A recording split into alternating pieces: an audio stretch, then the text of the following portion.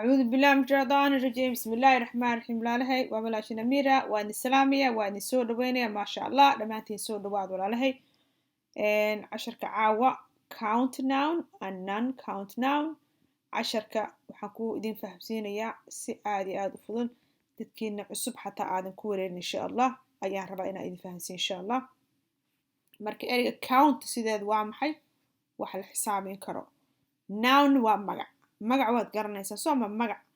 wax walba ayaa magaca cirka magac ma fahmino dhulka magac wax walba magacuu leeyahay ma garatay sababta sidee ku tilmaamaysaa hadduu magac lahayn moogaan kadib wax walba wax waay magacuu leeyahay makasta marka count waa xisaabina magac la xisaabiyo an iyo non count non waa diidmo waa maya macnaha la aan la xisaabin non count حساب دويا نن وديدمية محو نقوني non count وح عن الحسابين ومقع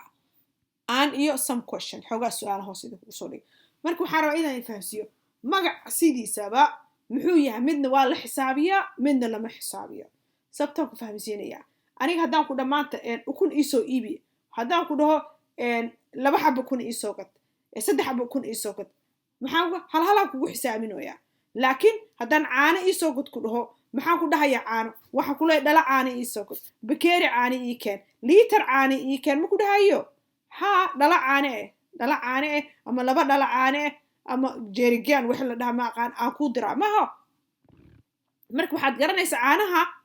caanaha lama kala qaadi kortoo kale intaa dhul ku daadis hal xab muu xisaabin karto maya maxaad ku xisaabinaysaa jawaan maxaad ku xisaabinaysaa bakeeri maxaad ku xisaabinaysaa qaado ama xamarna madaalada yaa lagu xisaabin jiray soo ma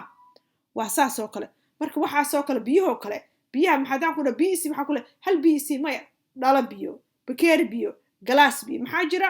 nagacaasi ma xisaabin kartid sababta intaa dhulka ku daadisid hadda lacagtoo kale maxaa idhaahdaa maya lacagta money haddii la dhama la xisaabin karo laakiin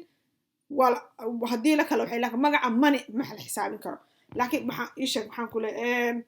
kasoo qaad qofa sigaar ku dirsaday muxuu ku leeyahay baaka sigaar iisoo kod laakiin wuxuu kale ku dhigi karaa hal xaba laba xab sigaar iisoo kod yes baakada waa la furi karaa waa la xisaabin kow laba saddex waa la xisaabin karaa maxaa kale ii sheeg maxaa waxyaalo badan waxaa jira la xisaabin karaya inkaste bariiskoo kale haddaan ku dhaha bariis iisoo gad maxaa ku leh hal xab bariis laba bariis iisoo gad maku dhahay maxaa ku leh jawaan bariis iisoo gad ama kiilo bariis iisoo gad ama nus kiilo bariis iisoo gad ku leh marka waxaad fahantaan waxa weeyaan magacyadaasi waa magacyada aan la xisaabin karin marka habeen dhaweed casharka idin soo dhig maxaa idin soo dhig galaas oo caana ah galaas biyo ah waxaas marka maxaa lagu xisaabi maxay ahaayeen kuwaas oo aan saa idinkugu soo qor non count magacyadan la xisaabin karin marka taasayt ayaa rabaa inaan idin fahamsiiyo insha allah marka caawa waxaan rabaa inaan su'aalo idinka siiyo aan idin fahamsiiyo sida maxaa article-ka loogu daraa insha allah using waa isticmaalka singular na waa keli ah nouns na waa magacyada marka magacyada kaliya ah oo maxaa yidhaha keliga ayaan rabaa inaan ku baro insha allah maanta sida aad ama an article aad u gelin lahayd insha allah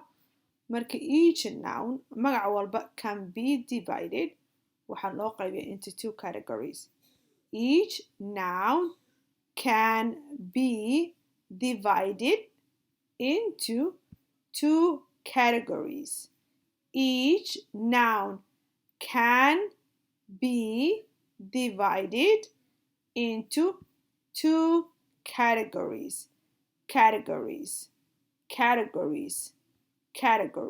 okay magac walba waxaa loo qaybiyaa laba qaybood waa saaf Soomaali magac each noun magac walba can be divided waxaa loo qaybin karaa into two categories that means laba group ama laba madax ama laba qaybood sida ay rabtidba u fahanto insha allah marka count noun waa maxay magaca la xisaabin karsa hadda idinko shay qalin haddaan ku laba qalin iisoo godaan ku leeyahay maxaa idhaahdaa hal telefoon iisoo iibi laba telefoon iisoo iibi waxaan ku dhihi karaa laba maxaa idhaahdaa laba surwaal adiga uun waxa la xisaabin karo ma fahmino insha allah qofku uu ku halhalayn karo waa ka count noun magaca la xisaabin karo non count noun waa maxay magacaan la xisaabin karin okay now marka magacaan la xisaabin markaan qorayno marka maxaa yidhahdaa let's write aan qorno a or an a singular noun marka singular nounka markuu yahay marna a baa hore a yaa la raacshaa marna an ma kaste marka ereyga a maxaa la raaciyaa consonant ereyga consonant magacyada consonantay ku bilowdaan ayaa eeda la raaciyaa anna waxaa la raaciyaa vowelka marka vowel muxuu yahay waa a e o u ma garatay waa kaf soomaaliya waa sidaas kuwaasaa vowel shaqalo la dhahaa consonant waxaa la dhahaa kuwa kale xarfaha kalaa la dhahaa oo aan shaqalka ahayn oo aan shaqalka ya xarfaha shaqalka ahayn ayaa consonant la dhahaa ma garatay marka waa saa marka kuwa consonant ka bilowda maxaad ka dhigaysaa horay a kuwa vowelka ka bilowda maxaa ka dhigaysaa an labadaana waxaa loo isticmaala wax markii waxa kaliyahay waxa kaliya oo aan jamac aan ahayn ayaa loo isticmaala waxaan jamac ahayn ayaa loo isticmaala marka qaybtan hoose waxaan idinkugu soo dhigay xoogaa eraya ah oo aan doonayo in aad gelisaan a or an haddii aan la yiraahdo markaa noo akhriya cashirka halkan brother waa muxuu ka bilowdaa b bda waa maxay waa consonant waa shaqal waa shibane waa mahadle calaa kulli xaal b ma fahanta shibane sababta maxaa shibane loo dhahaa shibane waxaa loo dhahayaa annaga ingiriis ahaanta shaqalka ereyga marka la dhawaaqayo oo syllable la subo inuu shaqal ku dhex jiraa ereyga waa inuu shaqal ku dhex jiraa marka shaqal muhiim waaye ma fahantay marka halkan b maxay ka bilaabatay waxay ka bilaabatay shibane marka maxaa la gelinayaa idinkaa laydinka rabaa halkanaa idinkugu soo qor waad iska fahmi karta waxaad gelin a brother right marka brother waa maxay waa walaal oo wiilka ah waxaa la dhahaa brother walaal car waa maxay gaariga marka halkan maxaad gelinaysaa muxuu ka bilowdaa consonant maxaad gelinaysaa an maad gelinaysaa mise an gelinaysaa idinkaa laga idinka rabaa insha allah janitor waxaa la dhahaa kan qofka iskooladana nadiifiya maaragtaa qofka iskoolana nadiifiya maxaa af soomaali lagu dhahaa talow erayo badanaa jira markaan soo dhig intaan titiro aan garan waay wax soomaali lagu micneeyo ayaa jiraan ma garatay marka janitor qofka iskoolada ka shaqeeya oo nadiifiya janitor marka af soomaali maxaa lagu dhahaa is it bitoni mise bitoni kuwa oo nersiga lah calaa kulli xaal ereyga janitor isoo qora bal dadka oo maxaa ka shaqeeya maxaa yidhahdaa ka shaqeeya iskoolada ya oona nadiifiya oo